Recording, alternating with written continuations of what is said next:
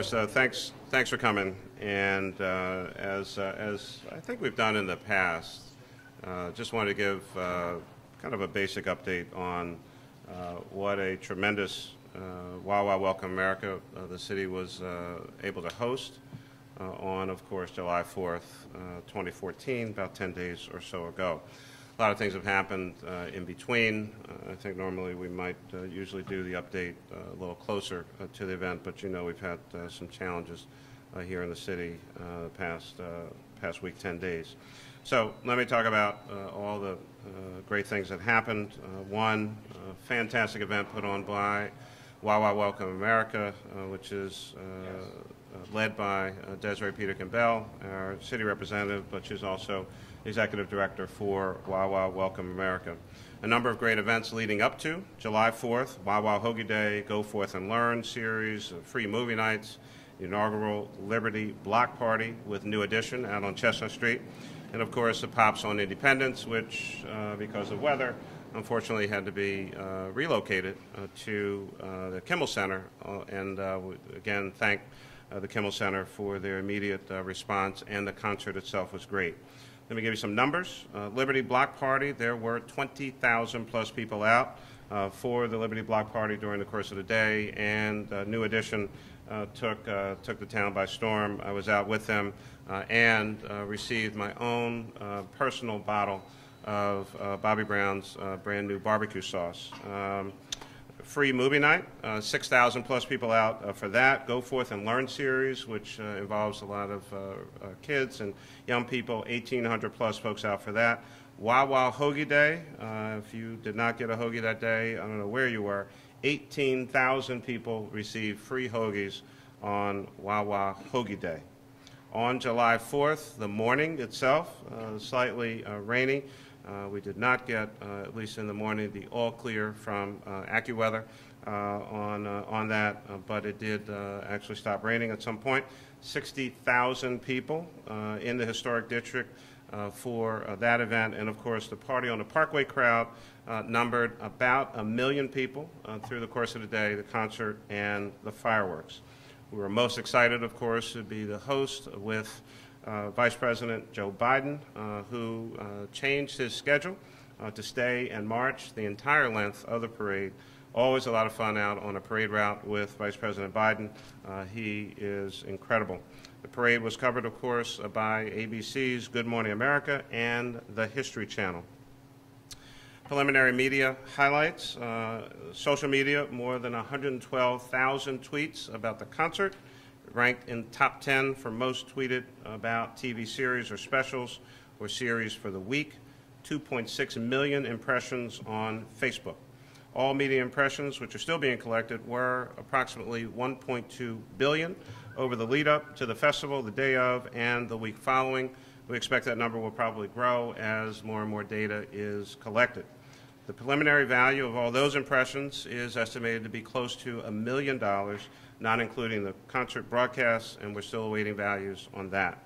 Major outlets that covered the festival: the New York Times Online, Billboard Magazine, Complex, Entertainment Weekly, and MTV.com.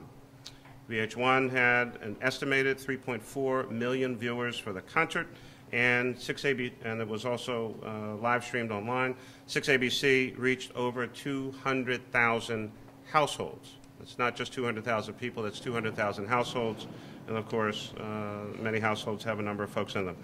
More information will continue to come in over the next few weeks as data is compiled. So overall, 1 million folks out on the Parkway. From a public safety standpoint, we had 6 arrests that afternoon into the evening for various minor incidents. Nothing major happened. It is quite incredible that you can have about 1 million people out in the course of the day on the Parkway and only 6 people arrested. There were some issues during the course of the concert at night which need to be addressed as well.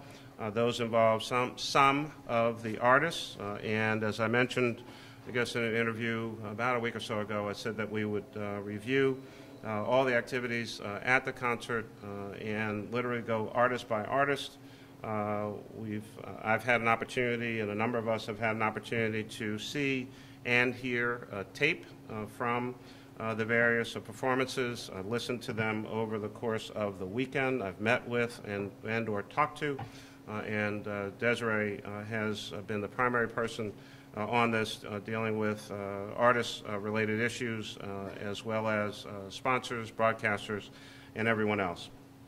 All of this is in a context of a requirement for all of the artists on stage to perform related to a live broadcast, and they are required to perform in such a way that is subject to network broadcast standards. That is a standard that is well known and well acknowledged and understood by both certainly the artists and those who represent them. So that's a context for the things that I'm going to say next.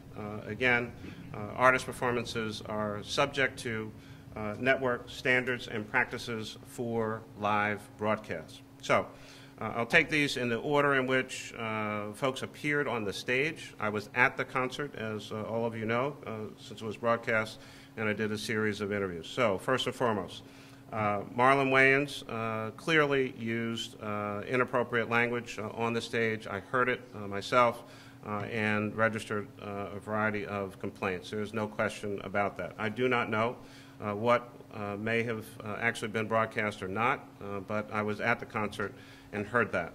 With regard to Vicki Martinez, relatively new artist, at least for some of us, great music, great artist.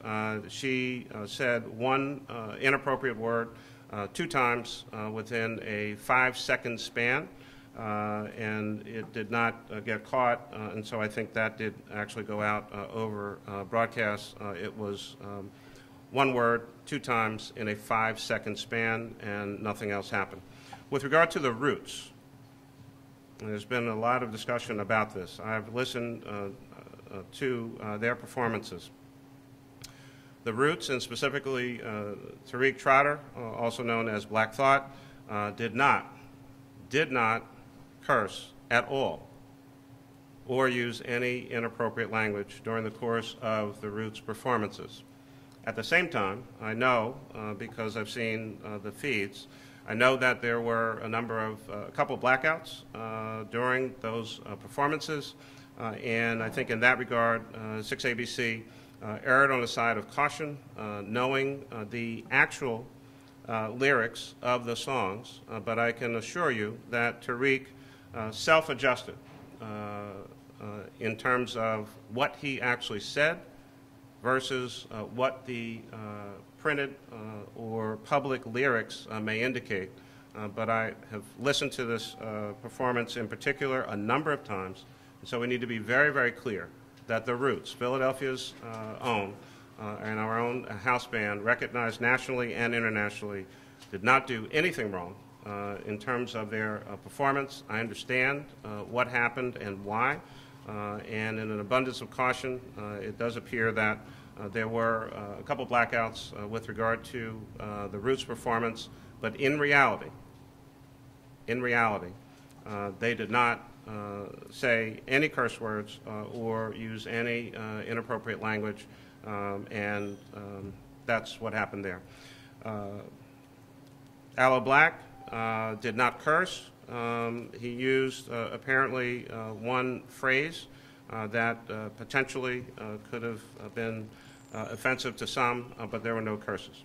Nicki Minaj, I think there is no question with regard to her language, and while I personally did not hear it, I was at the performance because said in some interview, I've found it a little difficult to follow many of the things, and I'm not criticizing the artist and I'm not ridiculing her either. She's just not someone I'm particularly familiar with, a lot of her songs or lyrics, but clearly she did use some inappropriate language and some curse words during the course of the concert. And lastly, Ed Sheeran. Ed Sheeran did not curse directly. Again, the printed lyrics of one of his songs, which I believe is Don't, he self-adjusted as well, as best I can tell, and I've listened to his performance numerous times. on that particular song. And again, it was one song, one word, and I think there may have been a blackout with regard to Ed Sheeran. And again, similar to the Roots, I think 6ABC took an abundance of caution, not necessarily knowing in the moment that the artist was going to self-adjust, but if you read the printed lyrics, you would have concern about possibly one of the words in that particular song. That's what happened. With that in mind, certainly for any concertgoer, parent, and certainly any children who were at the festival, first and foremost, we have always regarded the Wawa Welcome America Festival and the concert at night as a family-friendly event. This is my 7th one as mayor. We've not had any of these kinds of issues in the past, and I think if you look at it in its totality, 6 artists, musical artists, Vicki Martinez, The Roots, Aloe Black, Nicki Minaj, and Ed Sheeran, about 4 hours or so of concert activity. There's no question that it was, in fact, a great concert. Yes, in fact, there were some discomforting moments, but those should not in any way, shape, or form mar the overwhelming success of this particular concert and the leadership by Wawa Welcome America and Desiree Peterkin-Bell as the executive director. There's some lessons learned. I think that all of us will be looking to work that much closer with all of our partners, dealing with whether it's technology issues, bleeping issues, artist issues, as well as again, reinforcing to all the artists and the people who work with them and are directly responsible for them as to what is acceptable and what is not. With that in mind, I am certainly very sorry for any who could have been offended. Again, recognizing that there are, in fact, children out on the parkway, or even adults, of course, who may not like certain language.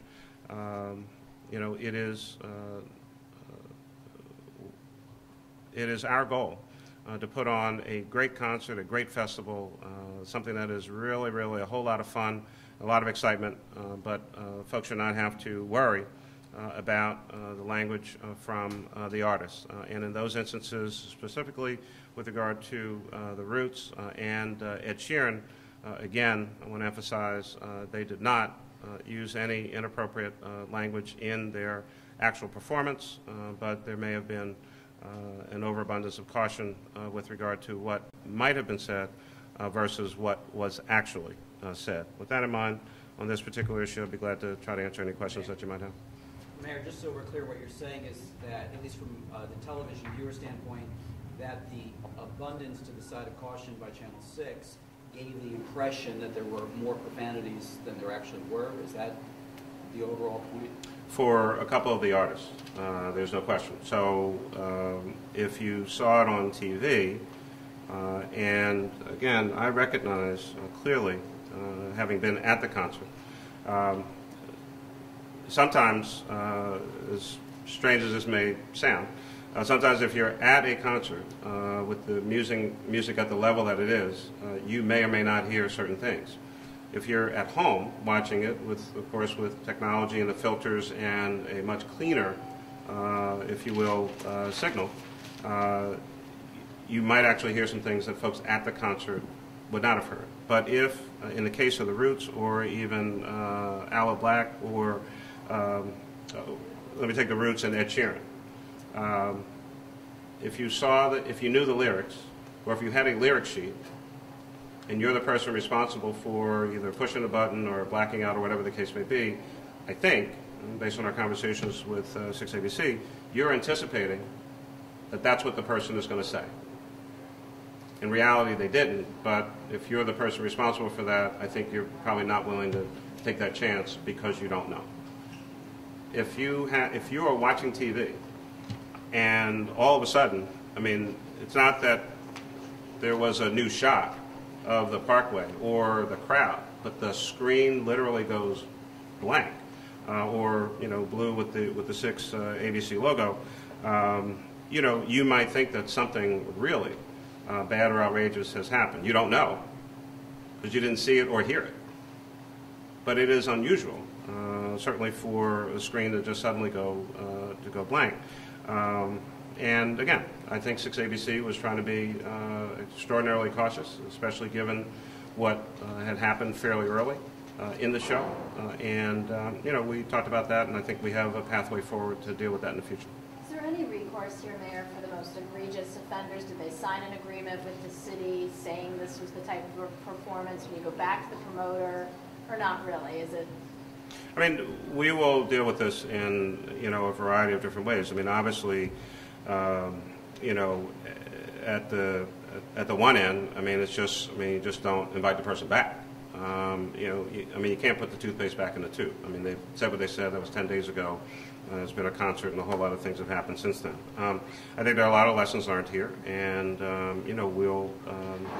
we'll adjust as we've made adjustments all along the way.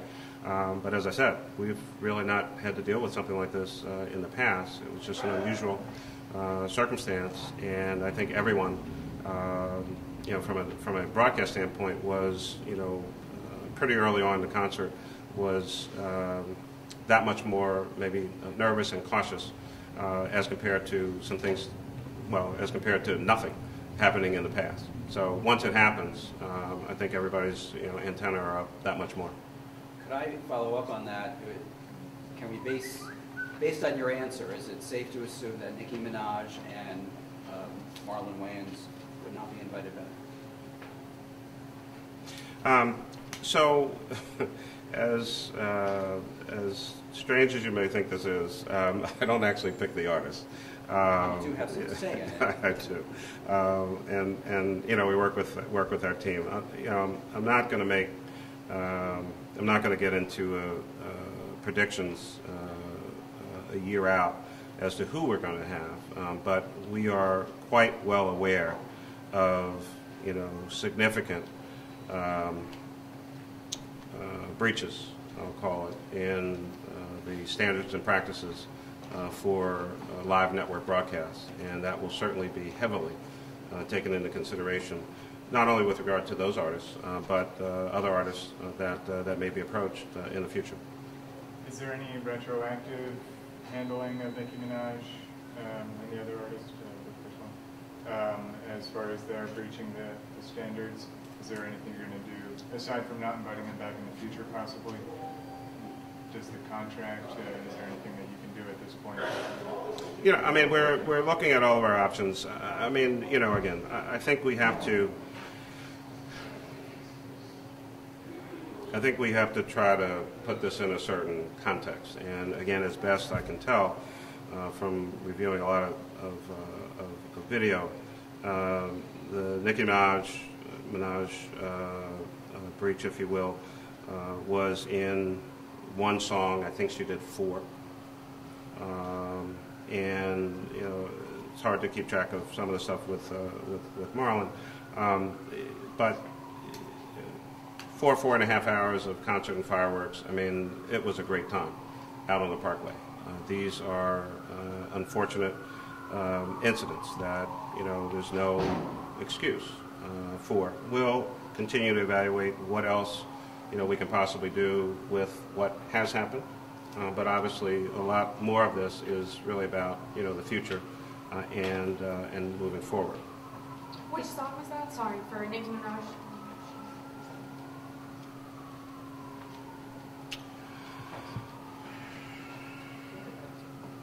Yeah, I'll come back. I don't even know if all of this goes together. I mean, we'll let you know. Mayor, there are undoubtedly people who would like to see performers who don't even have a printed lyric list with expletives. Do you think down the line there'll be a change in tone for this concert as artists are picked? Do you think given this year things will change in the years ahead? Well, I mean, again, we'll take a look at that. I mean, we are talking about artists, and quite frankly, many artists in a variety of genres have, how would I say this, versions of their own song. You know, what's offensive to one person is maybe not offensive to someone else. But, I mean, again, all of these are lessons learned about any number of circumstances involved here. And, you know, again, on the other hand, if someone's able to, you know, perform their work, you know, kind of not lose its essence and change a few words here or there so that it is not in any way, shape, or form offensive or not using any curse words.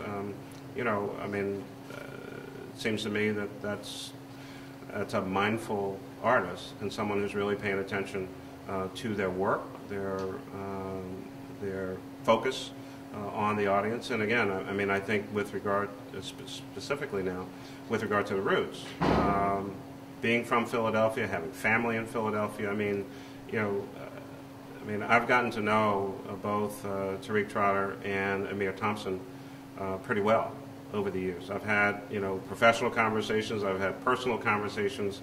I mean, I've just never heard in any of those discussions any kind of inappropriate language. I mean, they're very focused on their families and how they interact with them. They're in their hometown, they're on a live stage. You know, what may happen in the studio, what may happen, you know, halfway around the world in some other kind of venue is a different kind of thing. But, I mean, you know, I don't necessarily know that I and we, you know, are going to start, you know, going through, you know, every song in their repertoire and what they say and what the meaning is. So, I mean, there's some dual responsibility here on both sides. We have a job to do on our side. The artists have a responsibility on their side. And again, you know, all of the other concerts tremendously successful. I think this one was tremendously successful. We acknowledge that we had some challenges. You know, again, I apologize to the citizens for any offense taken, and for us, lessons learned. Let me take one last one, and Having reviewed the Nicki Minaj, the lyrics and the tape and everything, are you personally offended by her songs or her lyrics? You know, again, I did not hear the things that, you know, subsequent review of tape have highlighted or revealed. I don't know the particular song. I don't know, you know, the lyrics in their context or what it's even, you know, communicating. I mean, you know, look, I'm not a kid. I mean, I've heard all these words before, and in my time. My job and responsibility is to make sure that we have a good, clean, fun opportunity out on the Parkway or any events that the city is involved with. But I mean, you know, I think my personal views here are less important than making sure that things like this don't happen in the future. I listen to a wide variety of artists. Thanks a lot.